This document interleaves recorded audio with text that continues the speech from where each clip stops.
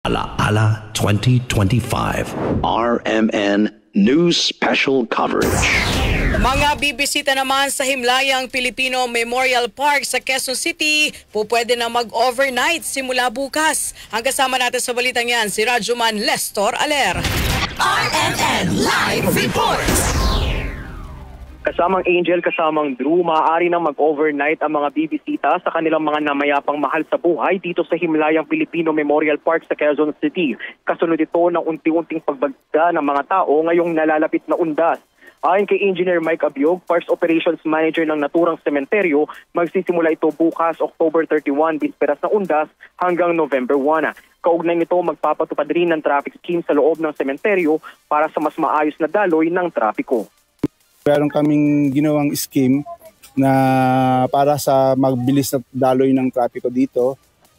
We have one entrance and two exits. Winanway po natin yung entrance at tapos dalawa po din yung exit. One way din po yun, exit only. Tomorrow we will start it na one way na. Pagpasok nyo po, right side, ano yung po yung daanan ng mga sasakyan. Tapos yung left side intended po sa mga mga tao po na naglalakad. Kasamang Angel, kasamang Drew, sa pagtataya ng pamunuan ng Himlayang Pilipino, umabot na sa mahigit 10,000 katao ang bumisita sa sementeryo simula Lunes hanggang ngayong araw. Dagdag pa ng pamunuan ng sementeryo, posibleng umabot naman sa 130,000 o mas higit pa ang bilang ng bibisita ngayong taon. Nagpakalat din ng pamunuan ng nasa 60 security personnel sa paligid ng Himlayang Pilipino habang inaasahan din nila na darating ang mga idineploy na mga tauhan mula sa Quezon City Police District at mga reservists naman mula sa Philippine Air Force at Philippine Army.